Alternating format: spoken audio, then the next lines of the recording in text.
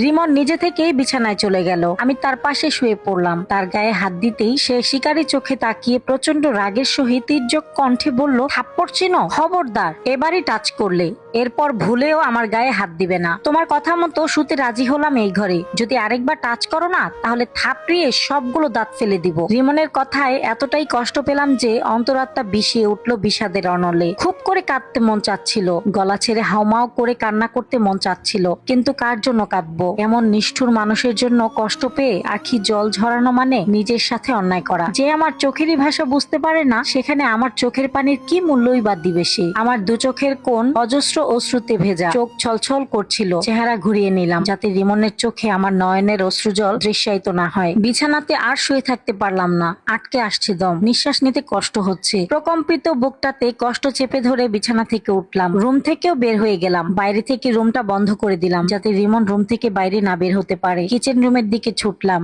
লক্ষ্য তেলের বোতল খুঁজে বের করা। মনের সাথে সদ করে নিয়েছি, এবার সত্যি সত্যি কিছু একটা করে ফেলবো। গায়ে পেট্রোল ঢেলে লাইটার দিয়ে আগুন ধরিয়ে নিজেকে শেষ করে দিব। এটা ছাড়া তো উপায় দেখছি না, কিন্তু পেট্রোল তো কিচেন রুমে নেই। পেট্রোলের টব স্টোর রুমে রাখা আছে। হঠাৎ অবচেতন মন বলে উঠলো, নিজেকে আগুনে পুড়িয়ে মারবো কিনা এটা নিয়ে গভীরভাবে ভাবতে হবে। হুট করে আত্মহত্যা করলে নিজেরই ক্ষতি। ভাবনায় ডুবে গেলাম। অনেকক্ষণ ধরে ভেবে সিদ্ধান্ত নিলাম আত্মহত্যা করব না। সেই মানুষটার জন্য জীবন শেষ করে দেবার কোনো মানে হয় না, যে মানুষটা আমাকে মূল্যায়ন করে না। আমি মরে গেলে আমার স্বামী খুব বেশি হলে 10টা দিনই কাঁদবে, এরপর ঠিকই আমাকে ভুলে তার নতুন স্ত্রীকে সঙ্গে নিয়ে সুখময় জীবন উপভোগ করবে, আর আমাকে জ্বলতে হবে জাহান্নামের আগুনে। এখন মাথা ঠিক নেই, অতিরিক্ত রাগে মেয়েদের মাথা ঠিক থাকে না। স্বামীর সঙ্গে ঝগড়ায় মেজাজ গরম হয়ে গেলেই দুষ্ট শয়তান কুবুদ্ধি দিয়ে যায় আত্মহত্যার জন্য। এজন্যই বেশিরভাগ মেয়েরা স্বামীর সঙ্গে ঝগড়া লাগলেই বলে ফাঁস খাবো, বিষ খাবো। অনেক মেয়ে তো রাগকে নিয়ন্ত্রণে রাখতে না পেরে হারপিক খেয়ে মারা যায়। রিমনের আচরণে আমার শুধু রাগই হচ্ছে না, রাগে পুরো দেহের চামড়া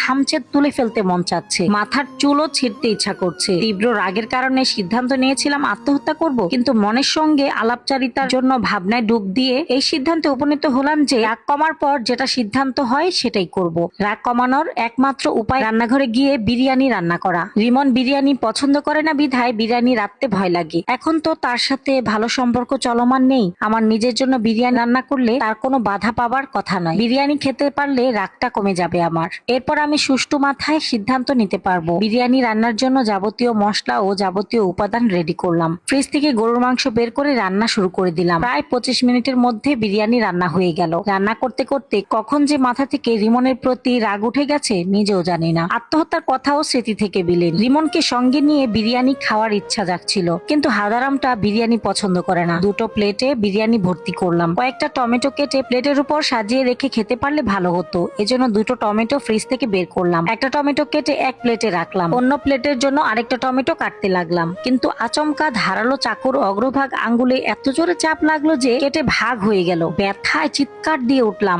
এমন ভাবে যন্ত্রণা করতে লাগলো যে মনে হচ্ছিল একটু পরেই অজ্ঞান হয়ে যাব। যন্ত্রণার চোটে মন বলছিল আঙ্গুলটা হাতের সঙ্গে না থাকলে ভালো হতো। আমার চিৎকার শুনে রিমন দৌড়ে কিচেন রুমে চলে আসলো। রুমে ঢুকে আমাকে দেখা মাত্র ঘাবড়ানো চোখে তাকালো। আমার নিকট এসে উদ্বিগ্ন ভাব নিয়ে চিন্তামাখা কণ্ঠে বলল, এটা কি করলে?